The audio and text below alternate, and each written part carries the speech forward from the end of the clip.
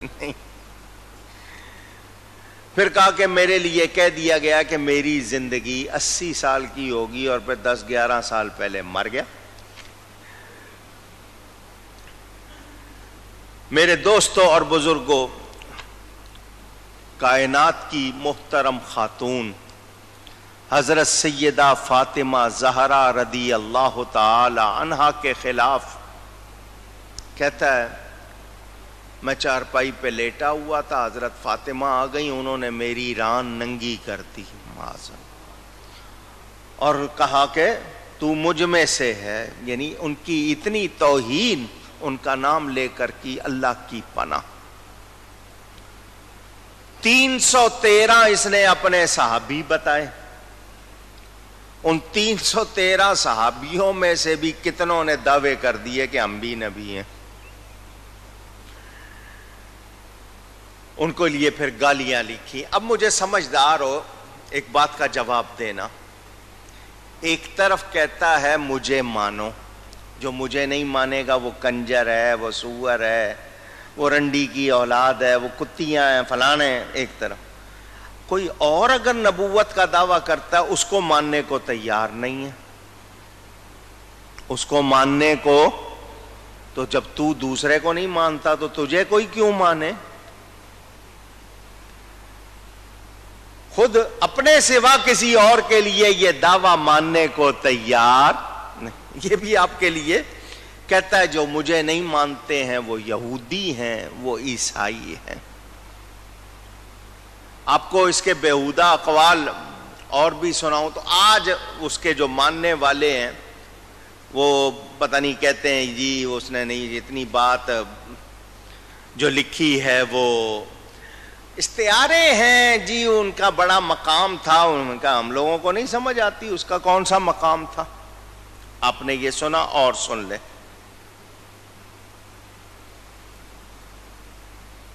کہتا ہے ایک دفعہ میں نے کیا دیکھا، میں کچہری میں گیا تو خدا ایک حاکم یعنی جج کی صورت کرسی پہ بیٹھا ہوا ہے. ایک طرف سر رشتہ دار ہے جو ہاتھ میں ایک فائل لیے ہوئے پیش کر رہا ہے. تو حاکم خدا نے فائل اٹھا کر کہا کہ مرزا حاضر ہے، یعنی یہ اللہ کے لیے باتیں کر رہا ہے. اس وقت حاکم کون تھے؟ انگریز تھے. تو انگریز اس کا خدا ہوا نا. پھر فائلیں بھی انہوں نے ہی ایجاد کی ہیں، یہ انہی کے لیے اشارہ ہوا نا. حضرت عیسیٰ علیہ السلام جس دور میں آئے تھے بیماریاں بہت تھی، اللہ نے ان کو ویسے معجزے دیے تھے، وہ بیمار پر ہاتھ پھیرتے تھے اس کو شفا مل جاتی تھی. وہ خود کہتے ہیں وَأُبْرِئُ میں شفا دیتا ہوں. مادرزاد اندھے کو، برس والے کو، یہ جس کو ہاتھ لگاتا تھا اس کو بیماری پڑ جاتی تھی. حضرت عیسیٰ علیہ السلام جب آسمان پر اٹھائے گئے تو 2 چادریں انہوں نے پہنی ہوئی تھیں اور نہا کر نکلے تھے، پانی کے قطرے ان کے بالوں سے ٹپک رہے تھے. وہ آسمان پر اٹھائے ہوئے ہیں، جب قیامت کے قریب تشریف لائیں گے تو اسی طرح ان کے وہ قطرے ٹپک رہے ہوں گے، وہ اسی طرح تازہ دم تشریف لائیں گے. لوگوں نے کہا حضرت عیسیٰ کی یہ نشانی، کہنے لگا مجھے پیشاب میں قطرہ آتا ہے، وہ نشانی کا ذکر ہے. معاذ اللہ، یہ اس طرح کی باتیں. حضرت جبریل امین کو ساری دنیا جانتی ہے، مسلمان سب جانتے ہیں. وہ وحی لانے والے، اس کے پاس 3 فرشتوں کے اس نے نام لکھے ہیں، جس میں سب سے زیادہ اس کے پاس جو آتا تھا وہ ٹیچی. خود لکھا، اس کا نام لکھا کہ میرے پاس. انگریزی میں پوری وحی ہے تو انگریز نے بھیجی ہے، اللہ نے کہاں بھیجی ہے؟ قرآن میں نا ان الشیاطین لیوحون الی اولیاءہم، شیطان بھی اپنے دوستوں کو وحی کرتا ہے، تو وہ سارا کچھ شیطانی کام تھا. کہتا ہے میں موسیٰ ہوں، میں ہی محمد ہوں، میرا نام ہی احمد ہے. اور یہ جو حضور صلی اللہ علیہ وسلم کے لیے گستاخیاں کی ہیں، میں تو وہ لفظ منہ پر نہیں لانے کو تیار. کہتا ہے میں کبھی آدم، کبھی موسیٰ، کبھی یعقوب ہوں، نیز ابراہیم ہوں، نسلیں ہیں میری بے شمار. مجھے تو آج تک، میں اس کے چیلوں سے اکثر پوچھتا ہوں پہلے یہ بتا دو کہ وہ بندہ تھا، مرد تھا، عورت تھا، جانور تھا، چیز کیا تھا؟ کیونکہ وہ کہہ رہا ہے میری نسلیں بے شمار ہیں. تو تم تو اس کو نبی کہہ رہے ہو، وہ خود، اور اپنا تعارف وہ خود کیا کرواتا ہے؟ کہتا ہے کرم خاکی ہوں میرے پیارے، نہ آدم زاد ہوں بشر کی جائے نفرت اور انسانوں کی یار. یہ اس کا اپنا شعر ہے. کرم کیڑے کو کہتے ہیں، خاکی نہ میں مٹی کا کیڑا ہوں، نہ آدم کی اولاد ہوں. کیا کہہ رہا ہے مرزا؟ میں مٹی کا کیڑا بھی نہیں ہوں، آدم کی اولاد بھی نہیں ہوں بشر کی جائے نفرت. انسان کے جسم میں نفرت کی جگہ کون سی ہے؟ اور انسانوں کی آر پیٹھ کو کہتے ہیں. وہ کہتا ہے میں انسان کے لیے شرم ہوں، باعث شرم ہوں، اور اس کا وہ جگہ ہوں جس سے وہ نفرت کرتا ہے. تو وہ تو کہہ رہا ہے میں یہ ہوں، اور تم اس کو نبی کہہ رہے ہو. نہیں سمجھ آئی آپ کو؟ اللہ کی پناہ، یہ ایک جگہ نہیں ہے، کئی جگہ اس نے یہ دعوے کیے ہیں. اور یہ لفظ میں نے آپ کو واضح طور پر سنائے. اللہ کے لیے ایسے لفظ کہنا، اللہ کی پناہ، کہ اللہ کا نطفہ قرار دینا، اور پھر یہ کہنا کہ اللہ نے میرے ساتھ ایسا کیا. اس نے جب یہ بہت زیادہ شور مچایا، یہ میں نے صرف چند جھلکیاں دکھائی آپ کو. اگر آج اسلامی حکومت ہوتی تو یہ بل پاس نہ کرتی کہ یہ کافر ہے، بلکہ کیا کرتی؟ اس کو 10 مختلف جرموں میں بار بار قتل کی سزا دی جاتی. سنیں، میں اس کے آپ کو جرم بتا دوں. اسلامی سلطنت میں سب سے پہلے ادعائے نبوت حقیقی، نبوت کا دعویٰ کرنا حقیقی کا ایک جرم. ادعائے نبوت غیر تشریعی، کہ میں شریعت والا نبی نہیں ہوں مگر نبی ہوں، دوسرا جرم. اکتساب نبوت، تیسرا جرم. تمام جو اس کو نہیں مانتے ان تمام مسلمانوں کو اس نے کافر کہا، یہ تیسرا جرم. نبی پاک صلی اللہ علیہ وسلم کی ختم رسالت، ختم نبوت کا انکار کیا، یہ چوتھا جرم. اور ما اجرائے نبوت، اس کے ساتھ اپنی نبوت جاری کرنا. نعرہ تکبیر، نعرہ رسالت. محترم الحاج وزیر اہل سنت حاجی صاحب تشریف لائے ماشاءاللہ. آپ نے یہ سنا، میں اس کے جرم بتا رہا ہوں. پہلی بات نبوت حقیقی کا دعویٰ کرنا، پھر نبوت غیر تشریعی 2، تیسرا اکتساب نبوت 3، چوتھا اہل اسلام کو کافر قرار دینا، پانچواں ختم نبوت کا انکار اور اپنی رسالت کا جاری کرنا، پھر انبیاء اور خدا کی توہین و تحقیر یہ جرم، پھر حضرت مریم کی توہین یہ جرم، پھر مسائل اسلام کا مذاق اڑانا یہ جرم، پھر نئے عقائد نکالے اور وہ بھی خراب یہ جرم، پھر مذہب اسلام سے پھرنا ارتداد یہ جرم، امت محمدیہ کی تذلیل کرنا یہ جرم، قرآن اور حدیث میں تحریف کرنا یہ جرم.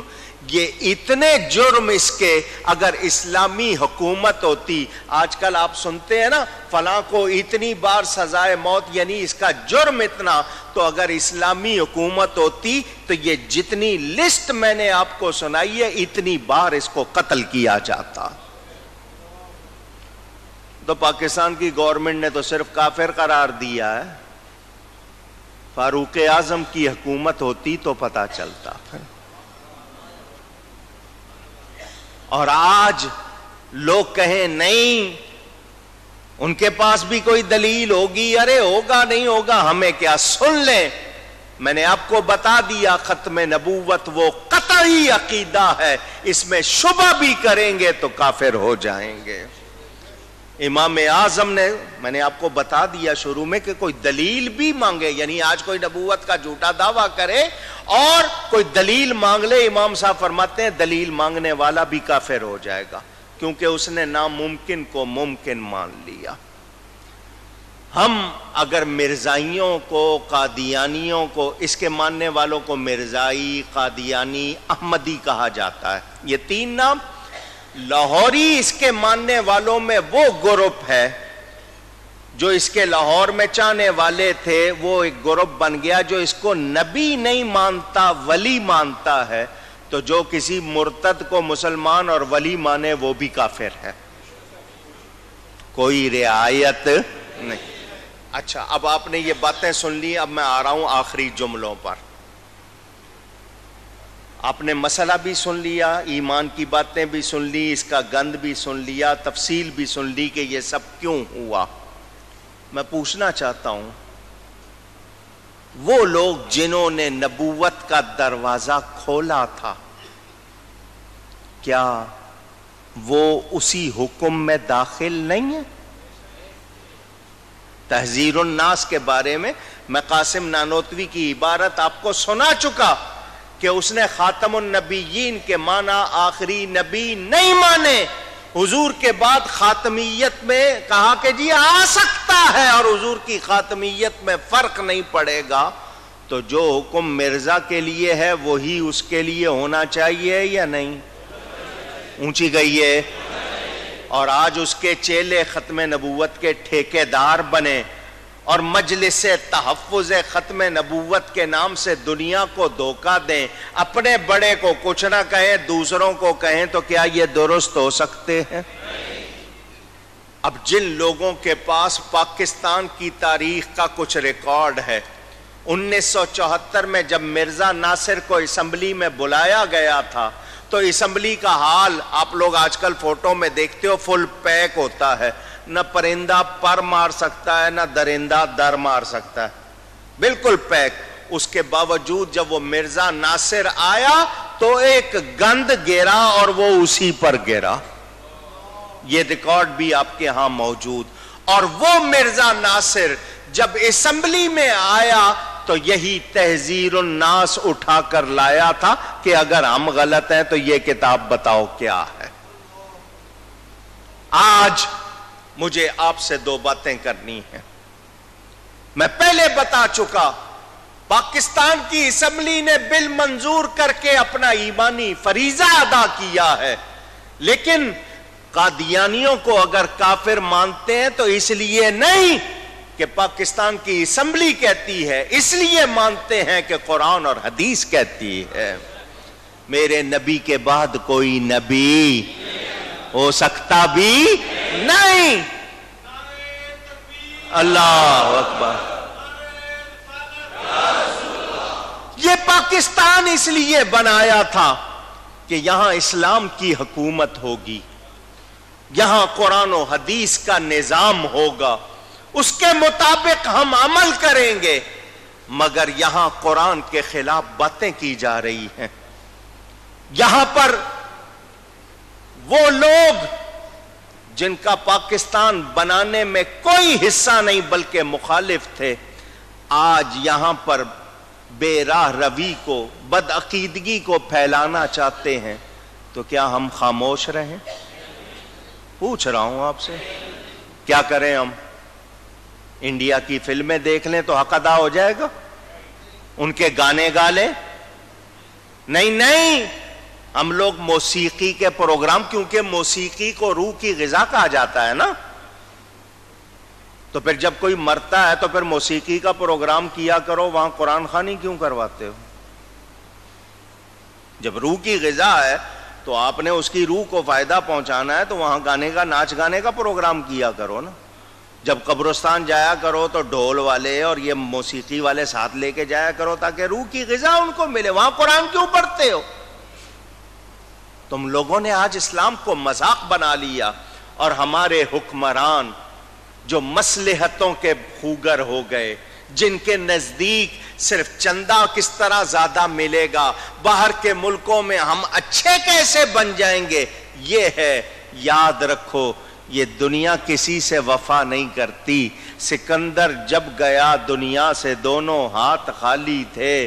اگر آج مسلمان کہلاتے ہو اور کل جنت جانا چاہتے ہو تو سب سے پہلے اپنے عقیدے کو درست کرنا ہوگا۔ جس کا عقیدہ درست نہیں اس کے لیے کوئی گنجائش، اونچی کہیے گا، ہو سکتی بھی نہیں۔ دوسری بات، وہ قادیانی آج برطانیہ کی پناہ میں ہیں، کیونکہ برطانیہ نے ان کو کھڑا کیا تھا۔ انگریز کا خود کاشتہ خود ساختہ پودا خود انہوں نے لگایا، آج بھی اس کو وہ سنبھال رہے ہیں۔ وہاں سے یہ لوگ حج کو بھی چلے جائیں، جو مرضی کر لیں، اسلام کے نام پر وہاں پر اپنا کاروبار بھی چلا رہے ہیں۔ سب کے سب جتنے ان کے مرزا ناصر کے بعد آیا تھا مرزا طاہر، اور یہ جن لوگوں کو تاریخ معلوم، اس نے مباہلے کا چیلنج کیا تھا، وہ چھپا ہوا موجود ہے، بھیجا تھا کہ کوئی مباہلے کو تیار ہے، تو میں نے بھی تحریر لکھ کر بھیجی تھی۔ ان کا وہ احمدیہ جماعت کا خط بھی میرے پاس موجود، میرا چیلنج بھی چھپا ہوا ہے، کوئی یہ نہیں، میری کتاب ٹروتھ ونز میں وہ چھپا بھی ہوا ہے، بھیجا تھا ان کو۔ وہ مرزا طاہر بھی مر گیا، مر کھپ گیا، الحمدللہ میں آپ کے سامنے زندہ بیٹھا ہوں۔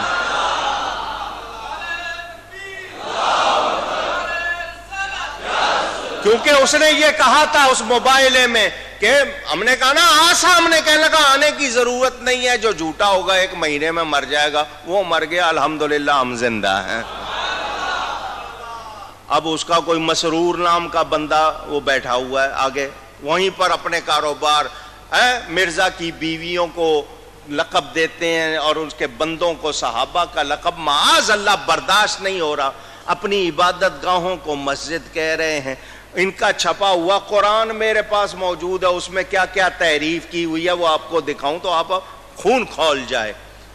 ہم تخریب کار نہیں ہیں، لیکن میں پھر کہہ رہا ہوں ختم نبوت کو نہ کل خطرہ تھا نہ آج خطرہ ہے، مگر ہم بے غیرت ہو سکتے نہیں، ہمیں اپنے تقاضے پورے کرنے ہیں۔ اور وہ لوگ جو ختم نبوت کا دروازہ جنہوں نے کھولا، بلکہ نہیں کہ حضور صلی اللہ علیہ وسلم کے بعد نبی آ سکتا ہے، ایسے عجیب لوگ ہیں، ان کا ایک نعرہ نکلا، تاج و تخت ختم نبوت زندہ باد۔ یہ انہوں نے نعرہ لگایا، تاج و تخت ختم نبوت، اونچی، تاج تخت ختم نبوت کو کیا کہا، اونچی گئی ہے نا۔ ایسے لوگ ہیں جو تخت پر ختم نبوت کا تاج پہن کر بیٹھا اس نبی کو زندہ نہیں مانتے، اس کے لیے لکھا مر کر مٹی میں مل گئے معاذ اللہ، اور کہتے ہیں تاج و تخت ختم نبوت۔ تو تم نعرے لگاتے ہوئے تو سوچ لیا کرو، تم تاج کو زندہ باد، تخت کو زندہ باد، تو جو تاج پہن کر تخت پر بیٹھا اس نبی کو بھی تو زندہ مانو۔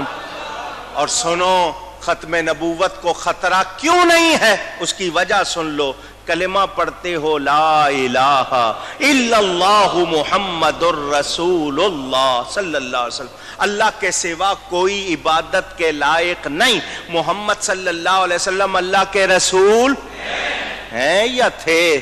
تو آج بھی ان کا زمانہ نبوت ہے۔ حضور فرماتے ہیں انا والساعۃ کہاتین، میں اور قیامت اس طرح جیسے یہ 2 انگلیاں، ان کے درمیان کوئی اور نہیں، میرے اور قیامت کے درمیان کوئی اور نہیں ہے۔ حضرت عیسیٰ آئیں گے مگر ان کی نبوت کا زمانہ ختم، اور کتابوں میں ان کی نشانیاں لکھی ہیں، وہ جب اتریں گے عصر کی نماز مسلمانوں کے ساتھ دمشق میں پڑھیں گے۔ مرزا تو یہاں ہندوستان سے نکل کے کہیں گیا نہیں، افغانستان میں اس نے اپنے 2 بندے بھیج دیے کہ جاؤ وہاں جا کے میری نبوت کا اعلان کرو۔ پرانی بات ہے، افغانستان میں جب اس کے بندے گئے، وہ بڑے سخت مسلمان، انہوں نے اسی وقت ان دونوں کی گردن کاٹی، سر اس کو بھیج دیے، ہمیں خلیفے نہیں چاہیے تو خدا۔ اس کے بعد آج تک افغانستان میں ان کی طرف سے کوئی گیا نہیں ہے۔ علاج ان کا یہ تھا. آج اگر ہمارے حکمران رعایت کریں گے, نرمی برتیں گے, تو حکمرانوں کو ایک پیغام سنا دوں اپنی طرف سے یا آپ کی طرف سے؟ سب کی طرف سے. تو حکمرانوں کو یہ پیغام ہے کہ قرآن اور سنت پر عمل کرو گے تو تمہیں مانیں گے, ورنہ اپنا قانون رکھو اپنے پاس. جب قرآن و سنت یا نبی کی بات آئے گی مسلمان خود فیصلہ کرے گا, اس وقت ہم تمہاری طرف نہیں دے. تم کہتے ہو گستاخ رسول کی سزا بدل دے, تو تمہارے قانون میں جو بھی ہوگی ہم قرآن سنت کے مطابق پھر خود فیصلہ کریں گے, اور تم اس کا موقع دینے کے ذمہ دار ہوو گے. تو سن لیں, میرا نبی آخری نبی ہے, میرے نبی کے بعد کوئی اور نبی نہیں ہے. وہ خود فرماتے ہیں میں خلقت میں اول ہوں اور تشریف لانے میں آخر ہوں. خاتم النبیین کا معنی آخری نبی ہے. جو اس معنی کو نہیں مانتا وہ حضور کا ماننے والا نہیں, وہ دائرہ اسلام سے خارج. اور قرآن کی جو تفسیر میرا نبی کر دے اس جیسی کوئی اور تفسیر کر سکتا ہے؟ مانی جا سکتی ہے؟ نہیں. تو یہ میں نے آپ کے سامنے کچھ باتیں, علماء اہل سنت پورا ہفتہ منا رہے ہیں پوری دنیا میں. اتفاق سے ہمارے پاس آج مہمان تشریف لائے ہیں. ابھی میں گفتگو یہاں پر اپنی سمیٹ رہا ہوں, مجھ سے گفتگو میں کوئی غلطی ہوئی ہو اللہ کی بارگاہ میں توبہ کرتا ہوں. یہ دو مہمان ہیں, آپ نے ان کو دونوں کو سنتوں سے پہلے سننا ہے, اس کے بعد ہم سنتیں پڑھیں گے. پہلے مہمان ہیں, پہلے یہ انجمن طلبہ اسلام کے رہنما تھے, آج کل جماعت اہل سنت میں خدمات انجام دے رہے ہیں. رفیق اہل سنت جناب سید رفیق شاہ صاحب. اور دوسرے مہمان کو آپ جانتے ہیں, ان کا تعارف کرانا آپ کو ایسا ہی ہے, آپ کہیں گے جی کوئی اور بات کرو. وہ پہلے حکومت کے وزیر تھے, اب اہل سنت کے وزیر ہیں. حکومت کی وزارت بدلتی رہتی ہے, سنیوں نے جو وزارت دی ہے وہ ان کے پاس باقی ہے, قائم ہے. محترم الحاج محمد حنیف طیب صاحب, آپ کو پتہ ہے کتنے شعبوں میں خدمات انجام دے رہے ہیں. اہل سنت کی طرف سے انہوں نے المصطفیٰ ہاسپٹل بھی ہے, اس میں کتنے امراض کا علاج اور پھر کتنے مراحل پر وہ خدمات, ویلفیئر سوسائٹی ہے پوری, وہ خدمات بھی انجام دے رہے ہیں. تو یہ دونوں تشریف لائیں, آپ نے ان کو سننا ہے. اس کے بعد پھر انشاءاللہ سنتیں پڑھیں گے, پھر نماز ہوگی. اور یہ جماعت اہل سنت کے زیر اہتمام 6 تاریخ کو, پہلے ان کی النساء کلب میں ہوتی تھی, اب لائنز ایریا میں وہ اللہ والی مسجد جو ہے جس کا نام مسجد شہدائے عید میلاد رکھ دیا گیا ہے, وہاں پروگرام ہوگا ظہر کے بعد انشاءاللہ, وہاں بھی حاضر ہوں گا. اور بھی اہل سنت کے جتنے جلسے, مگر وہ جو دوسرے ہیں, اب آپ کو سمجھ آ گئی ان کے پیچھے نماز کیوں نہیں پڑھتے؟ سمجھ آ گئی ہے؟ یہ بھی ایک مسئلہ, کیونکہ وہ ختم نبوت کے بارے میں جو ان کا عقیدہ وہ بھی آپ نے سن لیا. تو ہمیں اپنے عقیدوں کو مضبوط رکھنا ہے. پہلا خطاب فرمائیں گے رفیق اہل سنت جناب سید رفیق شاہ صاحب, ان کو سنیں. اس کے بعد پھر حاجی صاحب کو.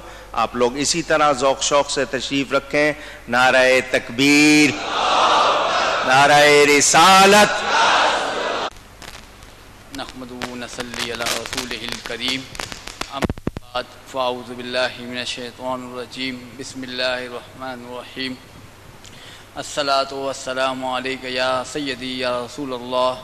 الصلاۃ والسلام علیک یا سیدی یا حبیب اللہ.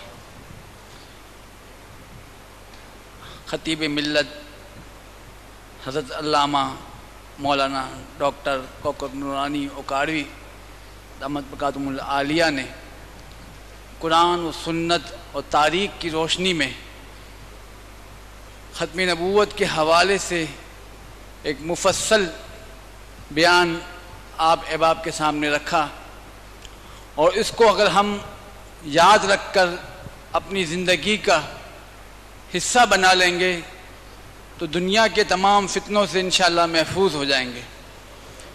ختم نبوت کا یہ ہفتہ تحفظ ختم نبوت کے عنوان سے کہ مسلمانوں نے جب یہ فتنہ برپا ہوا تو تو اس کی سرکوبی کی کوششیں اول روز سے جاری رکھی، اور پھر ایک وقت آیا کہ جب پاکستان کے اندر علماء اہل سنت نے اسمبلی کے اندر موجود ہوتے ہوئے اس کو ایک قانونی شکل دی. جیسا کہ خطیب ملت نے فرمایا کہ ہم کسی اسمبلی یا قانون کے پابند نہیں، ہم قرآن و سنت کے پابند ہیں. مگر وہ کام بھی مسلمانوں نے اس لیے کیا تاکہ اسے قانونی تحفظ حاصل ہو. خطیب ملت نے پوری گفتگو آپ کے سامنے رکھی.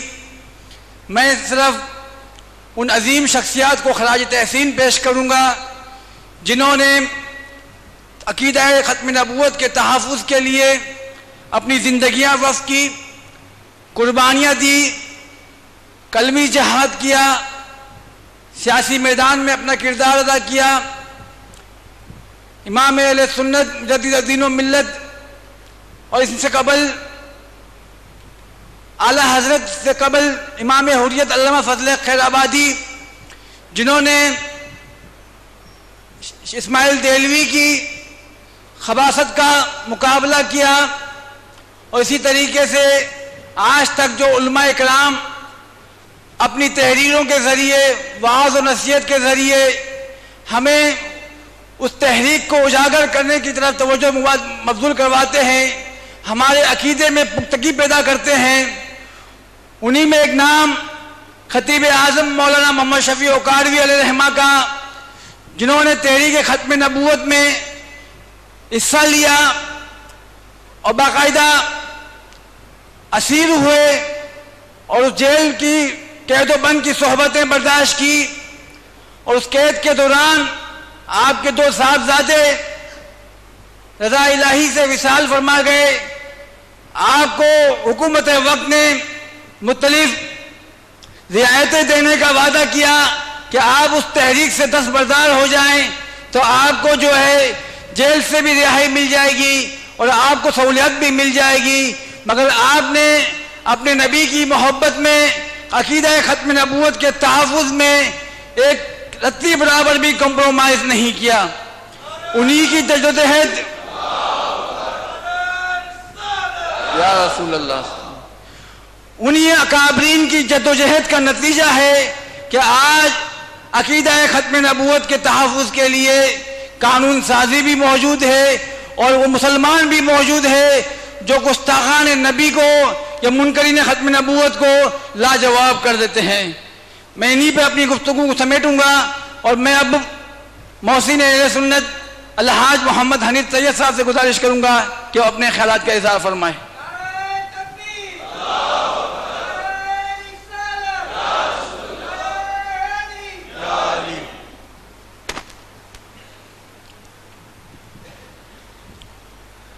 نحمدہ ونصلی علی رسولہ الکریم. بسم اللہ الرحمن الرحیم. الصلاۃ والسلام علیک یا سیدی یا رسول اللہ وعلی آلک واصحابک یا سیدی یا حبیب اللہ. ماشاءاللہ حضرت ڈاکٹر علامہ کوکب نورانی صاحب اوکاڑوی دامت برکاتہم العالیہ نے بہت خوبصورت انداز میں کام کی باتیں ہمیں سمجھائیں اپنے ایمان سے متعلق. خوش نصیب وہ ہے جو ان باتوں کو سنیں، یاد رکھیں اور پھر اپنے گھر والوں کو بھی سنائیں. ہم سب ابھی جب نماز پڑھ کر گھر جائیں گے اور گھر میں بچے پوچھ لیں گے کہ عقیدہ ختم نبوت کیا ہے، قادیانی اور احمدی کون لوگ ہیں، تو کتنے لوگ جواب دے سکیں گے اور کتنے تھوڑی بہت بات کر کے 1-2 جملوں کے بعد خاموش ہو جائیں گے، اس کا ہمیں اندازہ کرنا چاہیے. تو ایسی گفتگو سننی بھی چاہیے، بار بار سننی چاہیے، سمجھنی چاہیے، اور سناتے رہنے سے کچھ اس کے حصے ہمیں یاد ہو سکتے ہیں. مولانا بہت آسان لفظوں میں آپ کے سامنے اس عقیدے کا ذکر فرما رہے تھے. اس کے بعد سید رفیق شاہ صاحب نے بھی فرمایا